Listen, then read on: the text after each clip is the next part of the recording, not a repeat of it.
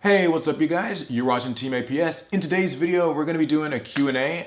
This is the May 2017 Q&A. I wanna try to do these every month, sort of as part of our Summer of Yu-Gi-Oh thing. You can get to know us a little bit better. So I've got some questions from Facebook and I got a few from Twitter. What do you think Konami should do to make trap cards more relevant? Do you even think traps could be relevant again, or is the mechanic itself just too slow to be saved?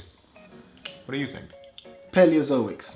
He probably maybe meant just more like just the trap, just in general, the trap cards, yeah. Like outside of just Paleozoics, yeah, like just, bottomless or breakthrough skill or Venus Chain or D Prison or Mirror Force. Like, are those traps not good enough to play anymore? My counter question to that is, why do you want that? Like, my thing is, like, traps are meant to be exactly what they're traps, so they're defensive if anything. Traps aren't exactly offensive, so why do you want to go back to a format where you're pretty much playing against a shit ton of defensive things?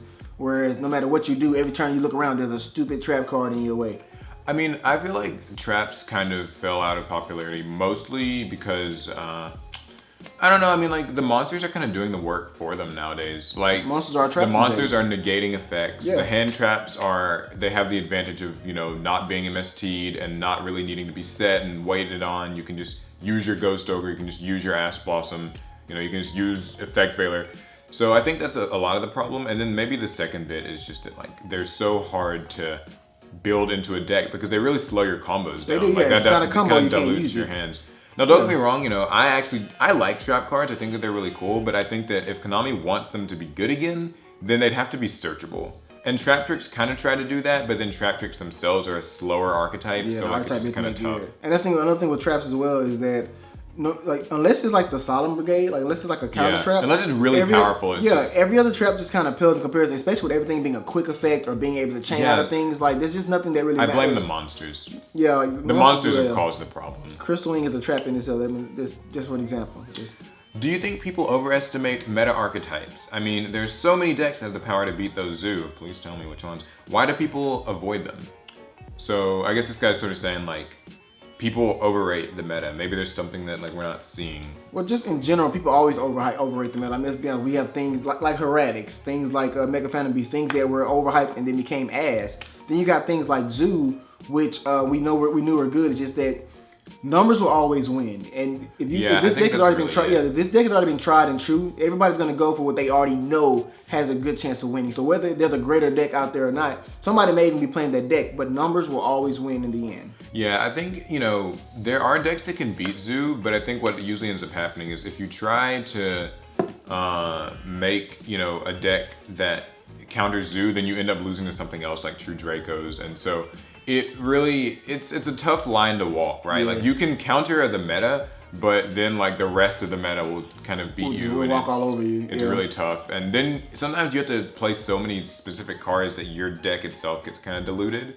So it's like, oh, okay, I'm playing all these anti-Zodiac cards or these anti-True Draco cards, but then, you know, that could mean you're running like 10 hand traps and like 5 kaijus, and it's like, then what do you have left for your actual deck? And that's the thing too, like no deck, no matter what matchup it's good against, no deck can just completely shut another deck out as well. So and that's my thing too. Even if you have a deck that could, obviously the questions say that there were decks that were just so much better than Zoo. And like you said, what are they? My thing is, even if it's a deck that has a good matchup against Zoo, like I said, the numbers win. So that doesn't mean that you're going to beat every Zoo player that you play against. And when the majority of the field is that deck, Zoo, then yes, there's going to be at least one player that's going to come across and is going to win. How do you battle on a standstill pro players have a monetary advantage against you? So I guess he's just asking, like, you know, if you don't your have friends have money and you don't. My advice, just double down in the side decking. I mean, that's really the best you can do if you're not really able to. I mean, that or like find a lower tier deck that's gimmicky. That's your best bet to me. Honestly, yeah. I mean, let's be honest. Like Monarchs is a prime example of that. Like, I mean, it's one of the better ones. Yeah, there were so many other decks that cost so much money, but if you bought the Monarch structure deck added with just a few other cards, you were fine. Like, the deck did wonders, and it wasn't an expensive deck at all. The highest card in the deck was Karaz, and if you chose to get the super rares, which becomes common. So you really gotta just.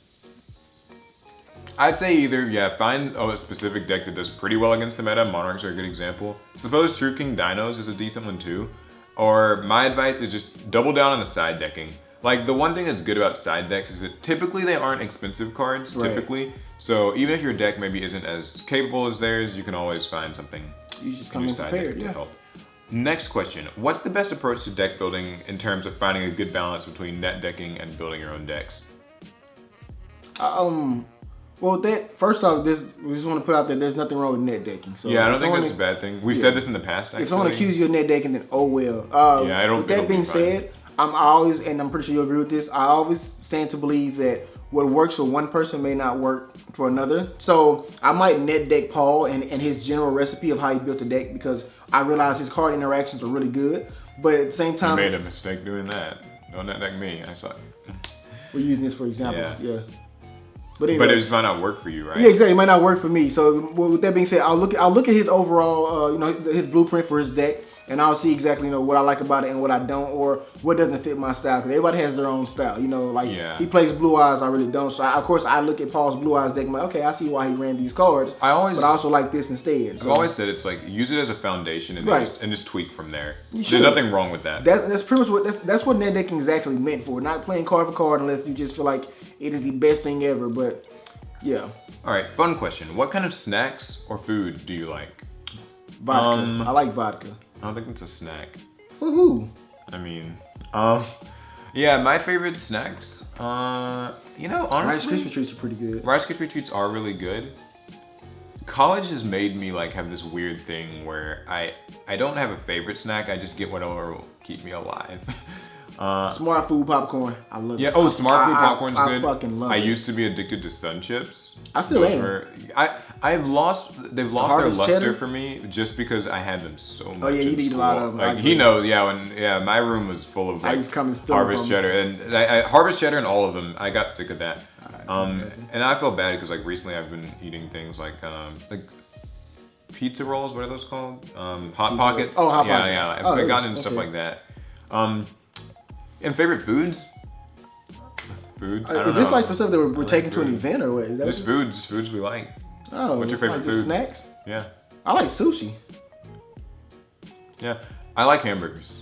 Yeah. I love burgers. I will fill my bag up with hamburgers when I come to an event. I also, whenever I go to a fancy restaurant, people are always like, Paul, get something that's actually on the menu. I'm just like, nope, cheeseburger. Getting the burger. Safe. That's what I get. And it's good. It's safe, it's good. You can make not many ways to mess up a burger. It doesn't happen much. Yeah. So. Good question. What brought you to Yu-Gi-Oh? Was it a TV show? Was it a friend? And the part about this question that I like, what made you stay?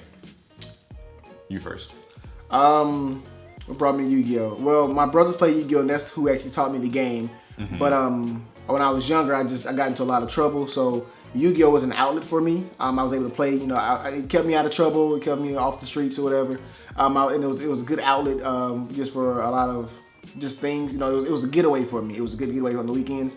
And as far as what made me stay, I've always been a competitive person, and of course Yu-Gi-Oh is a competitive game if you care for it to be that. Gives you that rush. So that's my thing. I compete in everything though. So but yeah. Yu-Gi-Oh's a satisfying thing to win in. It is, especially if you've been playing with your friends. Especially if your friends play, it's even better because now you have friends that have that like that hobby in common, and you can't beat that. So for me, I got into it from the show. My sister and I would just watch it after school. It's pretty, generic. A lot of people got into it that way. But yeah, we really liked it, and we got our first structure decks or starter decks from Books A Million, and that was just kind of the thing. And people played it at school. I think what kept me in, probably YuGiTubing, honestly.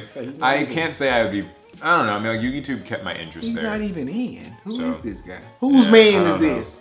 Who mans is this? Get the fuck out of here. And what are you excited for in the upcoming Link format? Omega? I get this question so much. Omega still being a thing? I'd say I'm excited to see how people adapt. Yeah, that's probably my biggest thing too. There's so many people that complain about every mechanic that we get, and you're allowed to have your complaints. But my thing is, if you want to remain in the game, adaptability is the biggest thing to it. So I'm just excited to see how people adapt to it, and still also keep a lot of their old tricks up their sleeves, as a part of the game. Like seeing people bring out 3 Quasars in one turn off under links is amazing. So that kind of thing really excites me because I'm gonna try to be that person. Now that said, I don't care too much for links. I just kind of. No, I agree. I totally agree with that. But I wish it wasn't really a thing. But I'll keep playing it. We'll live. And I'm playing cubics. Those are the questions for the month of May. Like I said, I'll try to do this again next month. Mayhaps we'll get even more people on the couch and it'll be a fun time. Let us know if you guys What? No. Not like that. We're No, that's getting not more what I people meant. on this No. couch. So the point is, yeah, ask us questions and we'll try to answer them end of the month. Let us know what you guys thought of this as a segment. I'll try to do it more. And yeah, this is part of our summer of Yu-Gi-Oh! So remember, subscribe, new videos every day. And I think that's all I got to say. So, catch you guys in the next one. I hate those things. It's just stupid.